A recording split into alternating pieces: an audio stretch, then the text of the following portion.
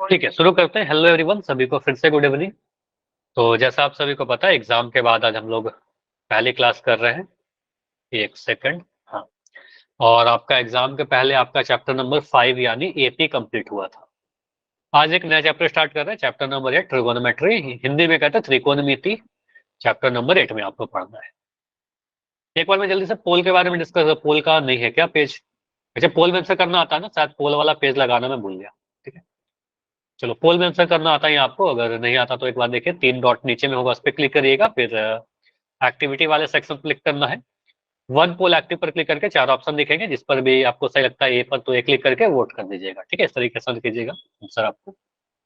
ऐसा सारे बच्चे पुराने ही हो तो आपको पता ही होगा। त्रिकोणमिति, ट्रिगोनोमेट्री। ठीक है, इसमें क्या क्या हमें पढ़ना है? सबसे पहले तो इसके वर्ड को समझिए। त्रिकोणमिति का मतलब क्या है, ट्रिगोनोमेट्री वर्ड क्या है? तो इंग्लिश में जो आप दिख रहे हो, ट्रिगोनोमेट्री, 3 अक्षर से मिलकर बना है, 3 वर्ड से, ट्राई, गोन और मेट्री।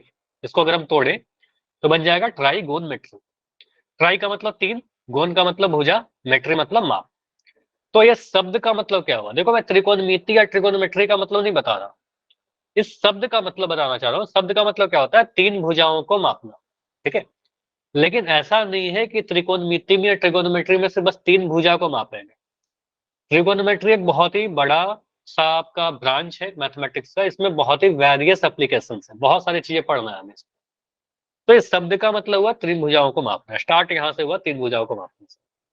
हिंदी में देखा है त्रिकोणमिति, मतलब 3 कोण को माप।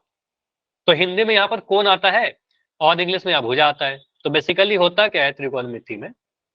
भुजाओं और कोण मतलब साइड और एंगल के बीच के रिलेशंस के बारे में पढ़ते हैं, संबंधों के पीछे पढ़ते हैं। समकोण त्रिभुज इसमें सबसे इंपॉर्टेंट है। ऐसे लगने के लिए त्रिकोणमिति सभी प्रकार के त्रिभुज में लगता है। आगे जाके 11th 12th में आप और डिटेल में पढ़ोगे। सर, न्यून कोण त्रिभुज है, वहां पे त्रिकोणमिति लगेगा। अधिक कोण है, वहां पर भी लगेगा। लेकिन क्लास 10th के सिलेबस में हमारे पास समकोण त्रिभुज ही रहेगा। समकोण त्रिभुज क्या होता है? एक ऐसा त्रिभुज जिसमें एक कोण समकोण हो, यानी 90 डिग्री का हो। ठीक है, तो एक समकोण त्रिभुज में एक कोण 90 डिग्री का होगा, बाकी दो न्यून कोण होगा। आगे डिटेल में और भी पढ़ेंगे, बस मोटा मोटी देखिए। ये सारी चीज आपके एग्जाम में ऐसा तो नहीं कि सिलेबस से पूछेगा कि त्रिकोणमिति में क्या पढ़ते हैं, लेकिन पता होना चाहिए। एप्लीकेशन क्या है, कहाँ पर यूज करते हैं, इस चैप्टर को क्यों पढ़ते हैं, ट्रिगोनोमेट्री को डे लाइफ में कहाँ यूज करते हैं?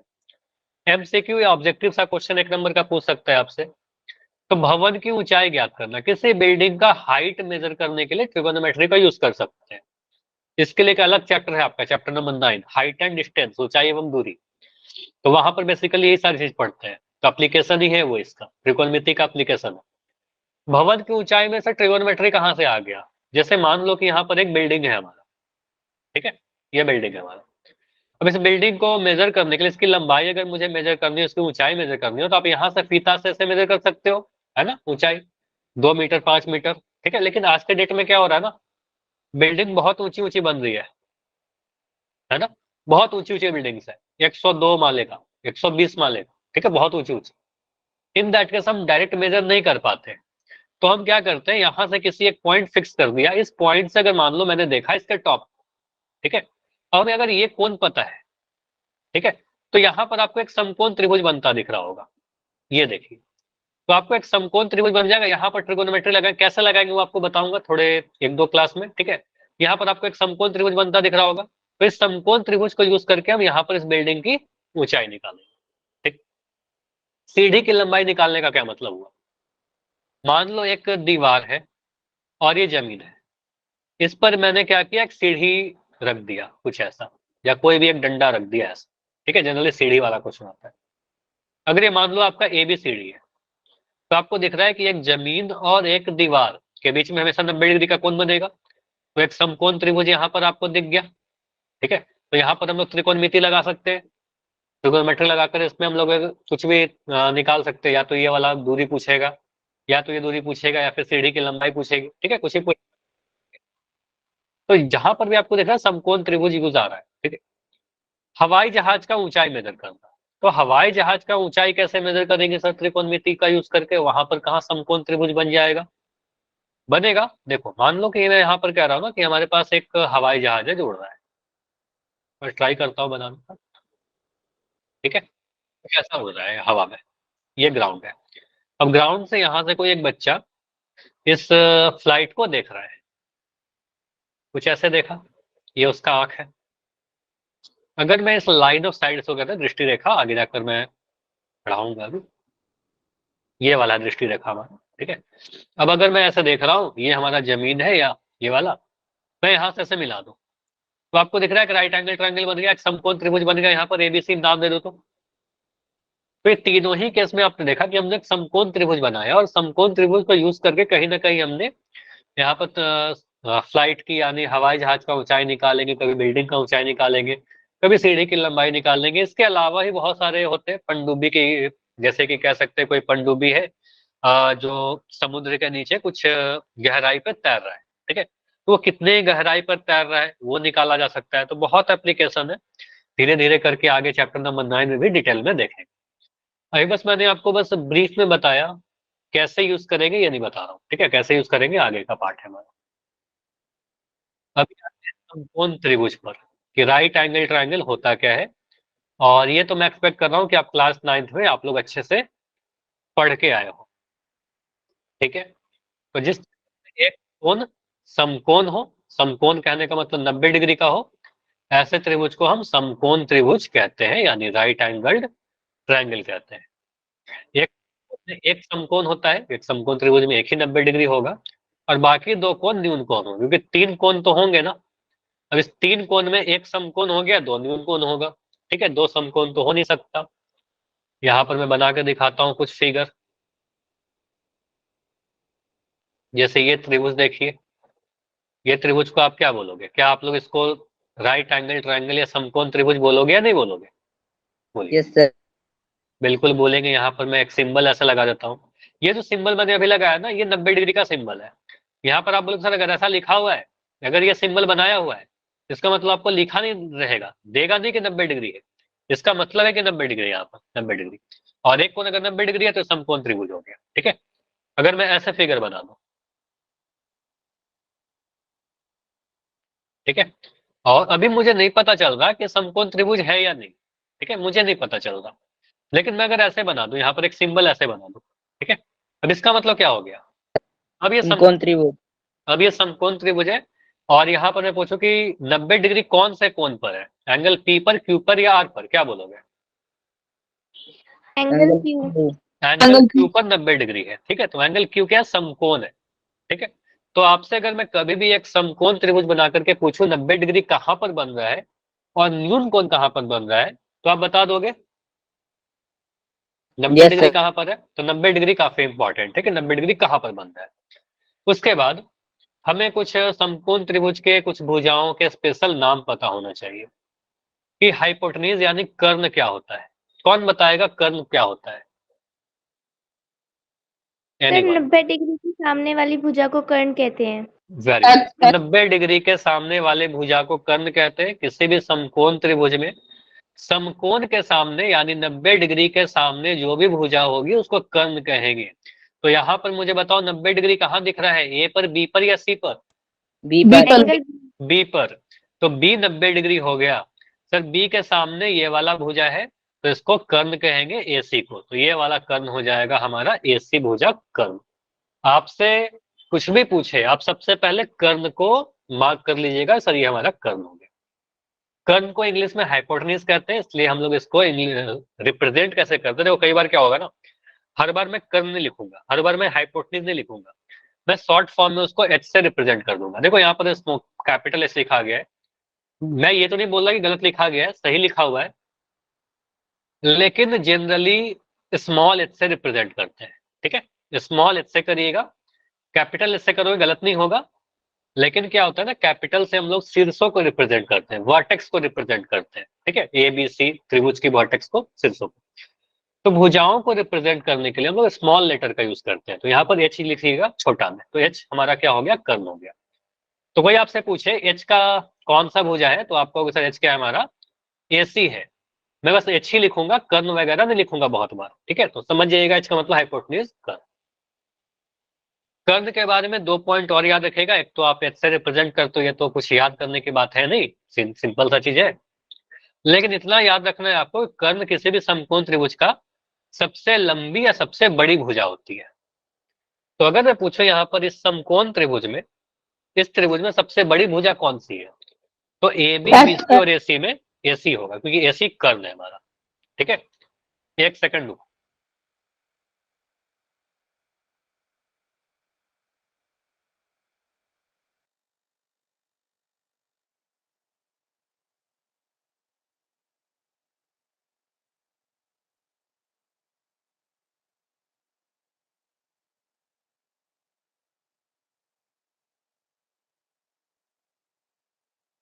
अभी बताओ, आवाज आ रही है क्या सभी को?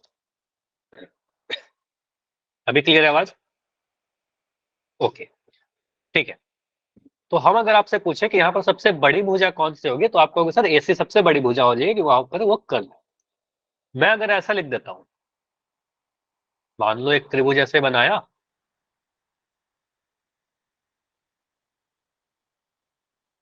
देखो आपके एग्जाम में, आपके बुक में जो क्वेश्चन मिलेंगे ना, उसमें बहुत ज्यादा त्रिभुज को घुमाया नहीं जाएगा, लेकिन मैं बस आपको रोटेट करके पूछ रहा हूं, मुझे बताना। ऐसे मैंने लिख दिया, मैं लिख रहा हूँ ये 8 सेंटीमीटर, ये 15 सेंटीमीटर, और ये 17 सेंटीमीटर। ऐसा त्रिभुज पॉसिबल है क्या? ये नो पॉसिबल है? सर। क्यों पॉसिबल नहीं है? सर क्योंकि इसमें कर्ण बड़ी भुजा नहीं है। हाँ, आप बोलोगे यहाँ पर सर, यहाँ पर आप देखिए 90 डिग्री ये वाला है, 90 डिग्री के सामने अगर मैं आपसे पूछूं कर्ण कौन सा है, तो एच क्या होगा आपका? एच का वैल्यू आपको सर एसी है, और वो 8 सेंटीमीटर है। और इस ये सबसे बड़ा होना चाहिए, ये वाला जो भुजा है कर्ण 90 डिग्री के सामने वाला सबसे बड़ा होना चाहिए, जबकि मुझे दिख रहा है इससे बड़ा तो ये है। ठीक है, तो हम कहेंगे सर ऐसा कोई त्रिभुज बनाया नहीं जा सकता, ये जो आपने बनाया है गलत बनाया है। ठीक है, अब चलो आप बोल रहे हो गलत बनाया है, तो मैं इसको थोड़ा सही करने का कोशिश करता हूँ, पता नहीं सही हो पाएगा या नहीं। आप लोग बताइएगा कि सही हो गया या नहीं सही हुआ। मैं लिख देता हूँ यहाँ पर 8 सेंटीमीटर, यहाँ लिखा 15 सेंटीमीटर, और यहाँ लिख दिया 17 सेंटीमीटर। अब ये सही है क्या? Yes sir. अब ऐसा यस त्रिभुज सर। बना सकते हो आप, आपको दिख रहा है सबसे बड़ा भुजा एसी होना चाहिए, जो कि है सबसे बड़ा भुजा। ठीक है, तो ये पॉसिबल है। तो ये ध्यान रखिएगा, सबसे बड़ा भुजा एसी होगा, सब मतलब नाम तो कुछ भी दे सकते हो, 90 डिग्री के सामने वाला। अगर मैं ऐसे पूछ रहा हूँ आपसे, पी आर टी सबसे बड़ा भुजा कौन सा होगा, बताइए। P R. ठीक है, सबसे बड़ा भुजा जो होगा वो 90 डिग्री के सामने वाला होगा, यानी पी आर होगा, एच। तो आप सबसे बड़ा क्या लिखोगे? P R. क्यों? क्योंकि वो हाइपोटेन्यूज है, वो हमारा कर्ण। ठीक है, एच बराबर पी आर, सबसे बड़ा हो जाएगा। ठीक है, चलो ये आप ध्यान रखिएगा कि सबसे बड़ा भुजा कर्ण होता है। उसके बाद दो और नाम और है, आधार और लंब। इन दोनों नाम पर आने के पहले देखो, आधार को ना आप लोग थोड़ा सा, अब तक हम लोग जो पढ़ते आए हैं वो ये सोचते हैं कि सबसे नीचे। बेसिकली अगर मैं कोई बिल्डिंग बना रहा हूं, ठीक है, तो हम लोग आधार किसको बोलते हैं? ये वाला जो है हमारा ए बी, ए बी को क्या बोलेंगे? तो इस बिल्डिंग का आधार है हमारा, जिस पर ये बिल्डिंग टिका हुआ है उसी को आधार बोलेंगे, है ना। आधार मतलब बेस, जिस पर टिका हुआ है। ठीक है, तो यहाँ पर आधार ये हो गया। लेकिन त्रिभुज में ऐसा कुछ फिक्स नहीं होता कि सबसे नीचे वाले को ही आधार बोलेंगे। त्रिभुज की कोई भुजा आधार हो सकती है। तो यहाँ पर समझिएगा लंब पर क्या होता है, आधार क्या होता है, और कर्ण तो मैंने आपको बता ही दिया, समझते चलना जो मैं आपको बताऊं। आपसे लंब पूछे, आधार पूछे या कर्ण पूछे, सबसे पहले आप कर्ण को आइडेंटिफाई कीजिए। मुझे बताओ, यहाँ 90 डिग्री दिख गया, तो कर्ण कौन सा होगा? एसी। एसी। एसी। 90 डिग्री के सामने वाले को कर्ण कहते हैं, मैंने सबसे पहले ये लिख दिया कि सर कर्ण क्या है हमारा, तो कर्ण तो मैंने यहीं पर लिख दिया, कर्ण हमारा एच जो होगा वो एसी हो गया। ठीक है, आगे जाकर मैं सिर्फ एच ही लिख दूंगा। ठीक है, अब बात आती है सर लंब और आधार। अब मैं बात कर रहा हूँ लंब और आधार की, तो आपको लंब और आधार जो होता है ना, वो डिपेंड करता है किस कोण की आप बात कर रहे हो। तो अगर मैं कोण ए की बात कर रहा हूँ, तो जिस कोण की, यहां पर जैसे मैं लिख रहा हूं ना, कोण ए के लिए इस त्रिभुज के लिए नहीं लिख रहा, इस त्रिभुज के लिए क्या आधार है क्या लंब है वो नहीं लिख रहा, मैं कोण ए के लिए लिख रहा हूं। तो कोण ए के लिए जब बात करेंगे तो कोण ए को थीटा लिख दो, ठीक है, कुछ भी नाम दे सकते हैं, थीटा एक सिंबल होता है, इसको थीटा पढ़ते हैं, थीटा ऐसे बना लेना, कोई भी कोण को रिप्रेजेंट करने के लिए जैसे एबीसीडी होता है उस तरीके से थीटा है, ठीक है, ऐसा समझ लेना, कोण को रिप्रेजेंट करते हैं तो ये थीटा बोलते हैं इसको। अब ये जो कोण थीटा है ये किस पर टिका हुआ है, ये ए बी पर टिका हुआ है ना, क्योंकि थीटा से दो भुजा चिपका हुआ है, एक ए बी और ए सी, तो ए सी को तो आपने कर्ण बोल दिया, तो जो बच गया ए बी, थीटा जिस पर टिका हुआ है उसको आप आधार बोल दोगे, ठीक है, तो आप क्या बोलोगे सर ये हमारा क्या हो गया आधार हो गया, कोण ए के लिए ए बी क्या हो जाएगा हमारा, ए बी को हम आधार बोलेंगे, ठीक है, और ऐसे लिख दो आप, ठीक है, थोड़ा सा मैं इसको चेंज कर रहा हूँ, बस ऐसे लिख देता हूँ आधार, इसको बेस लिखते हैं और शॉर्ट फॉर्म में बी से रिप्रेजेंट कर रहे हैं, बी बराबर ए बी, ठीक है। उसके बाद मैं पूछूं कि लंब कौन सा है यहाँ पर, तो लंब को परपेंडिकुलर कहते हैं, तो पी से रिप्रेजेंट करते हैं, तो थीटा के सामने वाला जो बच गया उसको आप परपेंडिकुलर कह दोगे, ठीक है, तो ये क्या हो जाएगा हमारा लंब हो जाएगा, तो जिस कोण की बात कर रहे हो उसका सामने वाले भुजा को लंब कहते हैं, थीटा के सामने वाला लंब हो जाएगा, तो आप पी क्या बोलोगे सर बीसी हमारा लंब हो गया, तो इस कोण ए के लिए बात किया हम, ठीक है। अब इस त्रिभुज के लिए आधार या लंब फिक्स नहीं है, अगर मैं आपसे पूछूं यहाँ पर थोड़ा सा मैं चेंज कर देता हूं, सिर्फ इतना कि मैं पूछना चाह रहा हूं कोण सी के लिए,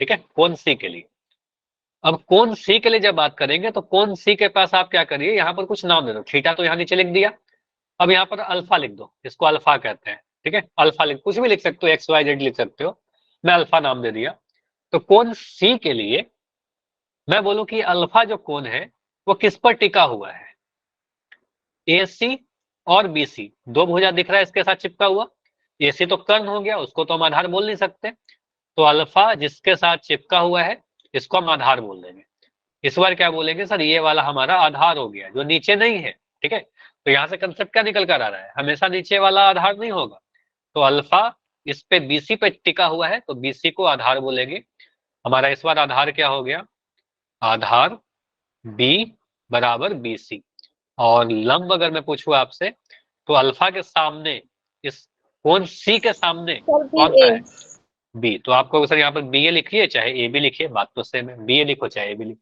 ठीक है, तो आपको दिख रहा है यहाँ पर जो हमारा लंब था वो यहाँ पर आधार हो गया, यहाँ जो हमारा आधार था तो यहाँ पर हमारा लंब हो गया, कोण बदला तो लंब और आधार ही बदल गया, है ना,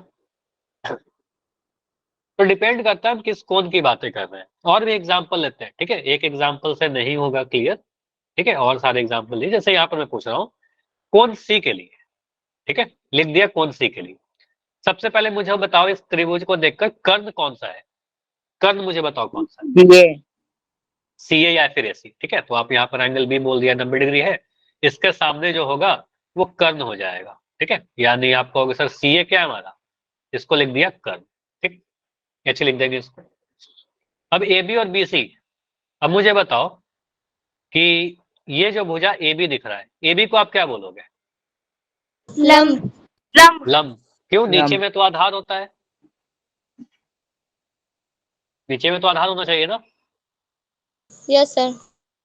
हाँ नहीं नीचे में हमेशा आधार नहीं होता है, आपको देखो मैं कुछ गलत बोल रहा हूँ नहीं कि आप उसको हमेशा यस कहना है, हमेशा नीचे में आधार नहीं सॉरी होता, सर मिस्टेक हो गई। हाँ यहाँ पर देखो आप कौन सी की बातें कर रहे हो, आप ऐसे बोलो सर कौन सी की आप बात कर रहे हो, इसको थीटा फिक्स कर दो, इसको थीटा लिख दो, अब ये थीटा किस पे टिका हुआ है, थीटा जिस पर भी टिका हुआ रहेगा उसको हम आधार बोलेंगे, तो ये थीटा दो पर एक बीसी और एक एसी, तो एसी को तो आपने आधार उस कर्ण कह दिया ना, तो आपको वो तो कर्ण हो सर गया, तो सी बीसी डी। के साथ चिपका हुआ है, तो बीसी क्या हो जाएगा हमारा, बीसी हमारा आधार हो जाएगा, ठीक है, बीसी हमारा आधार हो जाएगा, और थीटा के सामने इस न्यून कोण के सामने जो है ये वाला लंब हो जाएगा, ठीक है, तो आपको सर यहाँ पर लंब आ जाएगा ए बी, ठीक है, समझ में आया, ए बी हमारा लंब हो गया यस और सर। बीसी हमारा आधार हो गया, तो इस फिगर को अगर मैं कंप्लीट करूं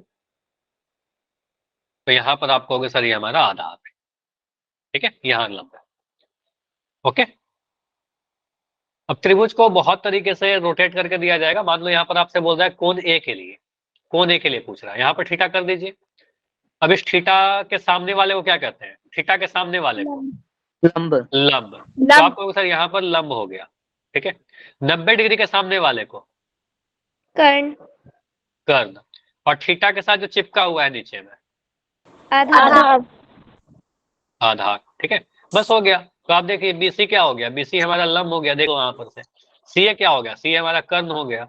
और ए बी क्या हो गया? ए बी हमारा आधार हो गया, ठीक है। ठीक है, त्रिभुज को और रोटेट करते हैं, त्रिभुज को और रोटेट करते हैं। ऐसे कर दिया त्रिभुज हम।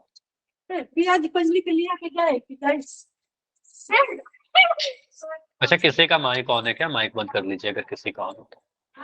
पी क्यू आर, ठीक है। यहाँ पर 90 डिग्री। एक से चलो, अब मुझे बताओ, मैं आपसे सबसे पहले पूछ रहा हूँ कर्ण, कौन सा भुजा होगा कर्ण? Q R. के सामने वाला। तो 90 डिग्री के सामने जो वाला भुजा होगा उसको कर्ण कह देंगे। 90 डिग्री के सामने हमारा क्या है? क्यू आर है, ठीक है। कर्ण हमारा क्यू आर हो गया, ठीक है। क्यू आर कई बार हम शॉर्ट फॉर्म में क्या लिखेंगे? एच बराबर क्यू आर, ऐसा लिख देंगे, ठीक है। तो सेम चीज है, क्योंकि ये सारा रिप्रेजेंटेशन पता होना चाहिए, आगे जाकर कई बार काम आएगा। इसके बाद में आपसे पूछूंगी लंब कौन सा है, आधार कौन सा है, क्या बोलोगे? सर किस कोण के लिए? हाँ, ये बहुत बढ़िया सवाल कि किस कोण के लिए आप बात कर रहे हो। मैं बोलूँ कोण नहीं बता रहा मैं, ठीक है। मैं कोण अगर नहीं बता रहा तो आप किसी को भी आधार, किसी को भी लंब ले लो, ठीक है। अगर मैं नहीं बताऊंगा ना कि आप कोण क्यू के लिए या कोण आर के लिए, तो आप किसी को भी लंब ले सकते हो, किसी को भी आधार ले सकते हो, कोई गलत नहीं करेगा।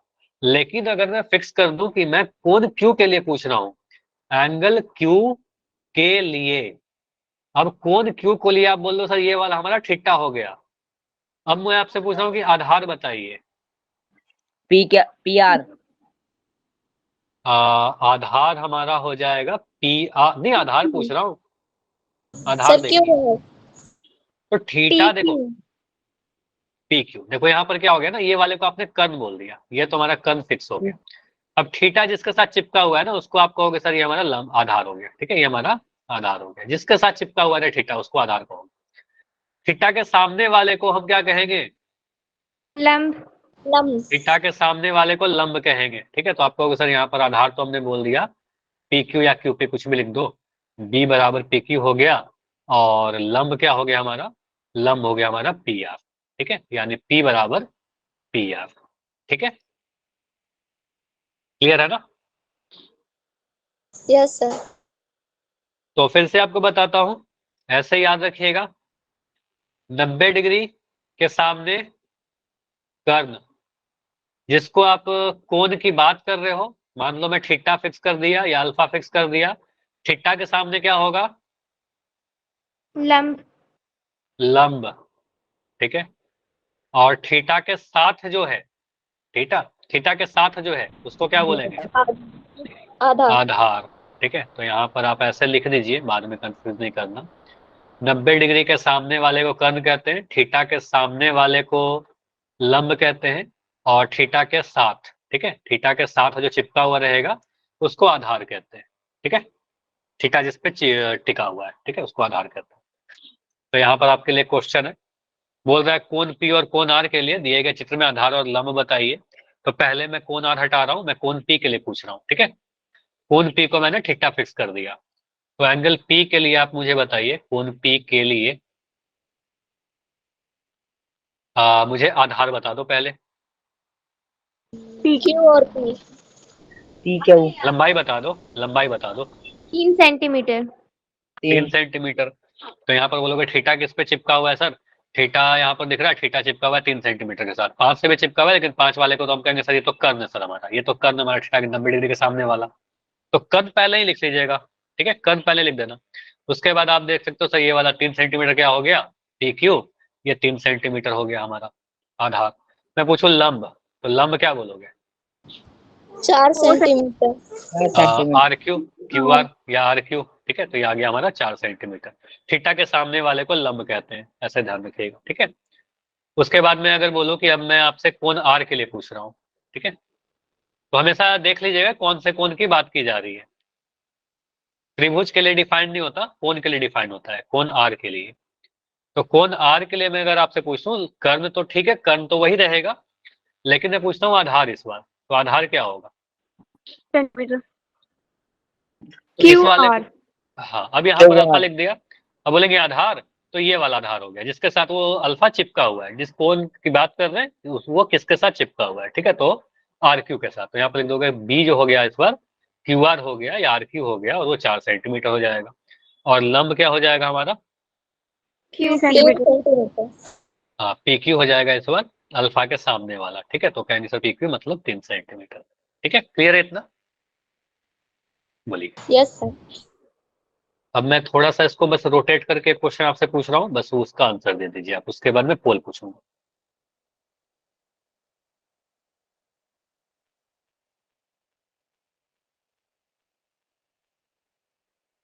इस टाइप से रोटेट करके आप पढ़ लोगे ना, तो फिर क्या होगा कि जैसे भी क्वेश्चन आपके एग्जाम में आएंगे सारे आप कर लोगे।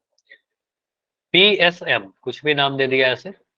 90 डिग्री में यहाँ पर बना रहा हूँ कि ये वाला कोण हमारा 90 डिग्री है। मैं पूछ रहा हूँ कोण एंगल M के लिए मुझे बस आधार बता दो। PM। SM। सभी लोग चैट में आंसर लिखिए।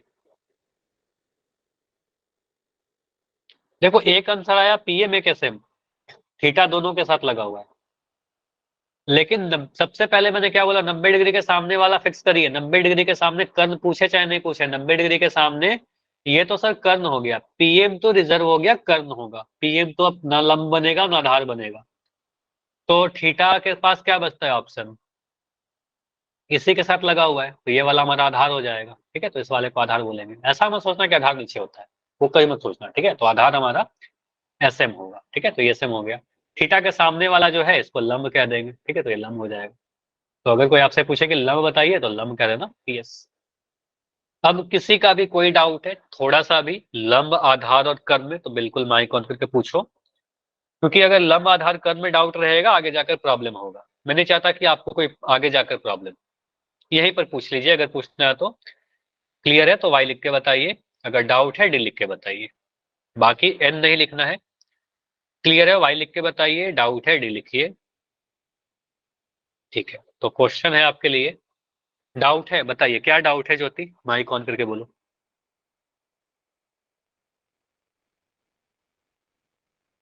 हाँ जी, माइक ऑन करके बताइए।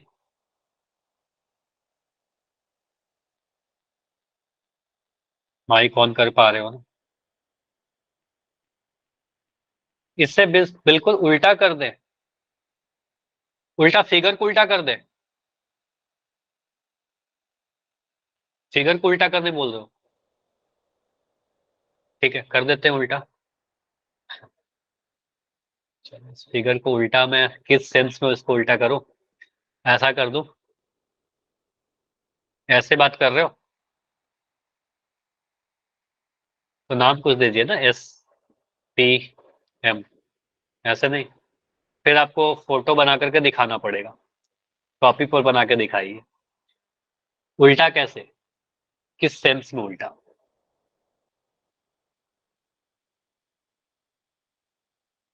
मैं नहीं समझ पा रहा कि उसको उल्टा किस तरीके से आप करने बोल।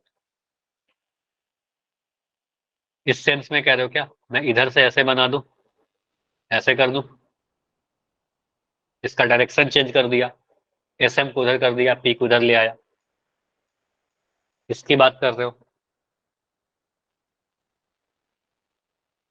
बताइए। चलो एक बार क्लास के एंड में बताइएगा, ठीक है, ओके, चलिए ठीक है।